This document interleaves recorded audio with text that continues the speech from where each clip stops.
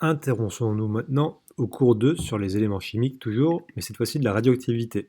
La radioactivité naturelle, dans les étoiles, on observe des réactions nucléaires, donc ça correspond au noyau des éléments chimiques et non pas aux électrons qui sont autour. Les électrons, c'est l'étude de la chimie. La physique s'intéresse à l'étude des noyaux, donc des protons et des neutrons. Surtout elles qui sont à l'origine de la formation des différents éléments chimiques qui composent l'univers tout entier, dont nous sommes des poussières d'étoiles. Alors d'abord, un petit rappel qu'on va mettre ici.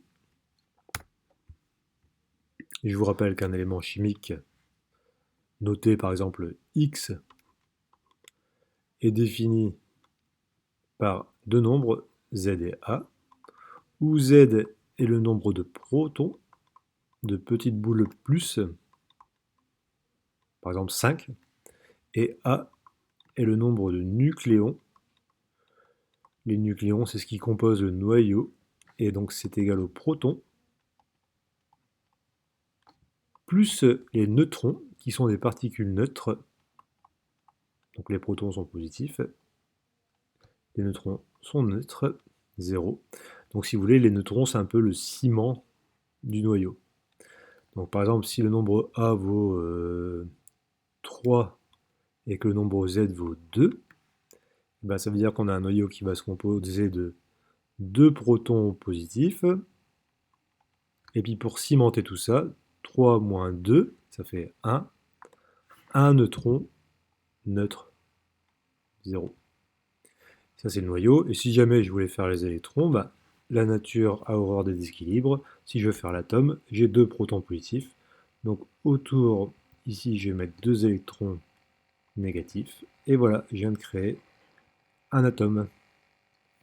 Ça c'est pour le petit rappel. Donc qu'est-ce que la radioactivité? Eh bien, il y en a deux types. Quand il y a beaucoup de protons, vous voyez ici le noyau ici, le noyau des atomes sont moins liés et deviennent instables. On dit qu'ils sont radioactifs par fission. Ben oui, les protons sont des boules positives et les plus entre eux se repoussent. Donc un atome qui est très gros peut spontanément voir ces protons qui se repoussent entre eux et se diviser en deux noyaux fils. Un noyau pair donne deux noyaux fils. Comme les noyaux fils n'ont pas le même nombre de protons, alors ce ne sont pas les mêmes que le pair. Voilà pourquoi on peut créer des nouveaux éléments chimiques à partir d'un pair. Un pair comme l'uranium ici va créer du lantane et du brome, parce qu'il va se casser en deux. Et lors d'une réaction comme ça, on a l'émission d'un rayonnement et de beaucoup d'énergie. Petite simulation. Ici, j'ai mon atome, mon noyau d'uranium, donc un atome, mais c'est aussi son noyau, qui est instable. Il est radioactif, mais là, pour l'aider un peu à se désintégrer, je vais envoyer dessus un neutron, la petite boule de ciment. Observons. Hop, là il est instable, il devient l'uranium 236, et il se transforme en deux noyaux fils. Donc là on est stable, vite fait, on tire un neutron, réaction de fission, il se fissionne, et hop, ça crée de l'énergie, ça libère des particules. Bien sûr, il peut y avoir des réactions en chaîne si je mets plusieurs noyaux. La réaction qui se passe là, c'est la réaction qu'on observe dans un réacteur nucléaire. Si je tire un neutron dans un réacteur d'une centrale nucléaire, les neutrons vont venir taper ici des noyaux d'uranium, et ces noyaux d'uranium, en se séparant en deux parties, en fils, vont libérer l'énergie. Je retire un neutron, et je libère l'énergie. Et c'est grâce à ces petites barres dans le réacteur nucléaire que je modifie la réaction. C'est-à-dire que ces barres permettent de contrôler la réaction pour faire en sorte qu'elle ne s'emballe pas.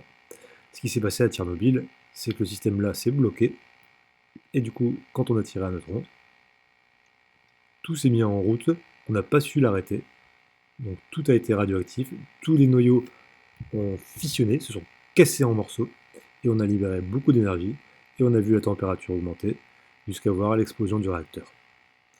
C'est aussi ce qui se passe dans une bombe nucléaire. Là, j'ai mes noyaux d'uranium.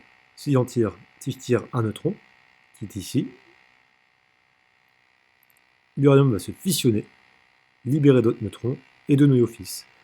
Là, la réaction nucléaire ne peut pas avoir lieu. Pour qu'une bombe nucléaire puisse se mettre en route, il faut ce qu'on appelle une masse critique, beaucoup d'uranium. Et là, cette fois-ci, si j'envoie un neutron, dès qu'il va toucher un atome d'uranium, les autres vont se mettre aussi, eux aussi, à réagir et être exposé par les autres neutrons qui ont été produits. Donc ça arrive quand on a un neutron qui percute, mais ça arrive aussi parfois spontanément, sans même l'aide d'un neutron. Donc ici, si on doit remplir le cours, allons-y ensemble. Lorsqu'il y a beaucoup de protons, les noyaux d'atomes sont moins liés, deviennent instables, on dit qu'ils sont radioactifs par fission. Et on a un noyau pair qui donne des noyaux fils.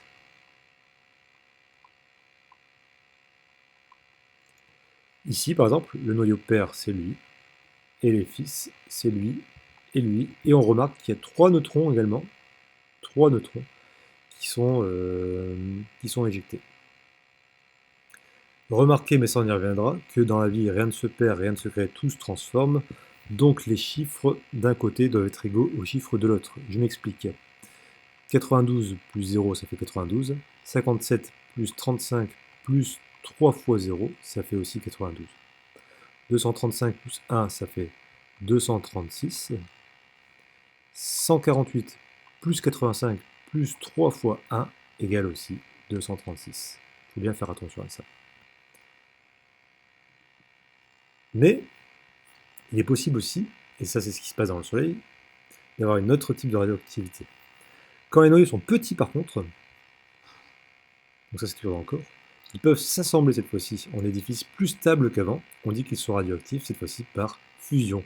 Donc là, si vous voulez, j'ai 2 fils, ou 2 filles, qui vont se coller entre eux pour créer un nouvel élément.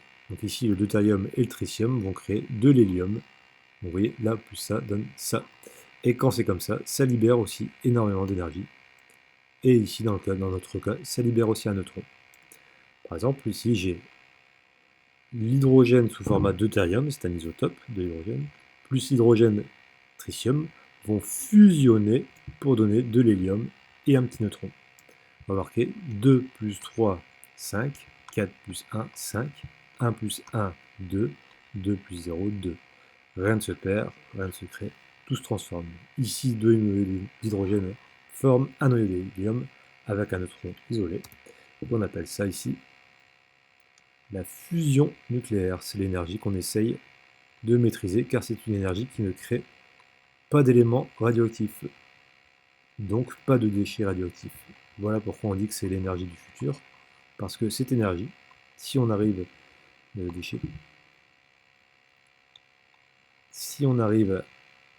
à la maîtriser, et ben on créera des éléments comme de l'hélium qui sont inoffensifs.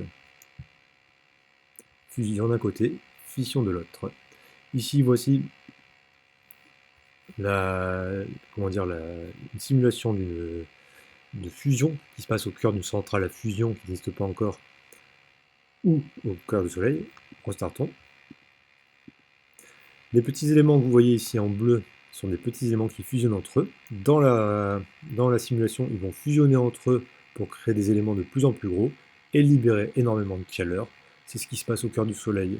Et c'est rendu possible par la gravitation énorme qu'il y a au centre du Soleil. Voyons voir ce qui se passe. Observez bien les petites boules bleues, les petits éléments bleus. C'est parti.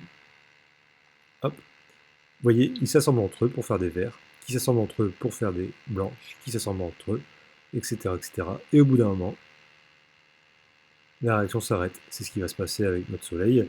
Un jour ou l'autre, la réaction s'arrêtera. Et vous voyez bien qu'on est passé de petits éléments bleus à des éléments plus gros gris, qui indiquent que tout ça a bien fusionné. Et d'ailleurs, le nombre d'éléments gris-blanc, est moins important que le nombre d'éléments de départ bleu. Fusion nucléaire, l'énergie du futur. Donc ça on a rempli, à retenir. Qu'est-ce qu'il y a à retenir dans tout ça? Il existe 2 types de radioactivité.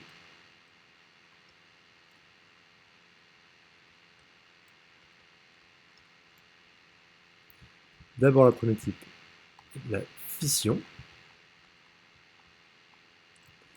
Donc c'est un noyau lourd donc avec un nombre z élevé, par exemple 200, donne plusieurs noyaux fixes sous l'impulsion d'un neutron ou même spontanément.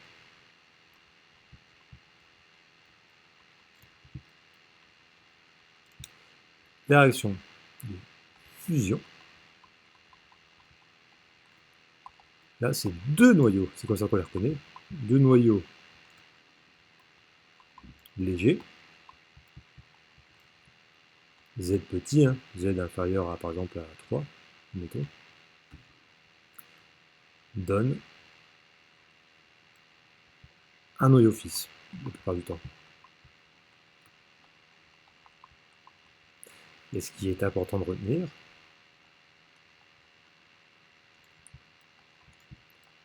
rien ne se perd. Alors, inutile de l'écrire en entier, puisqu'il faut savoir par cœur. Rien ne se perd, rien ne se crée, tout se transforme. Ça veut dire quoi? C'est que les nombres A et Z se conservent de chaque côté de l'équation de réaction nucléaire. Alors, j'en entends déjà qui vont me dire, mais qu'est-ce que ça veut dire, se conserve? Rien ne vaut un exemple, puisque maintenant vous avez un exercice à faire. Je vais en faire un au pif. Vous voyez ici, on doit nous dire, dans l'exercice qui est là, est-ce une réaction de fusion, de fission, et remplir les éléments manquants.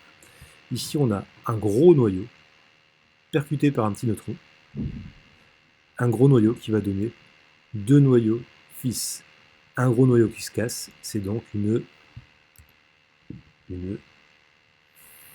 fission. Autre exemple, vous voyez ici, j'ai deux noyaux petits qui vont donner un noyau plus gros, petit, parce que 1 et 1. Et bien là, ici, j'ai une fusion. Pour remplir les points d'interrogation, c'est là qu'intervient le rien ne se perd, rien ne se crée, tout se transforme. 239 plus 1, ça fait 240. Là, j'ai 96 plus 42 plus 2 fois 1. Attention, ici, c'est 2 fois 1. Donc, 142 plus 2, ça fait 144. Plus 96, ça fait bien 240. En haut, on est bien. 94 plus 0, ça fait 94. Vous voyez, 94 plus 0. Là, on a 42 plus 2 fois 0, ça fait 42. Vous voyez, ici, on a 42 d'un côté, 42 plus 2 fois 0. Ici, on a 94. Combien il nous manque pour arriver à 94 ici? Ben, c'est le chiffre qu'il faut mettre. Il faut mettre 94 moins 42 pour trouver les chiffres ici.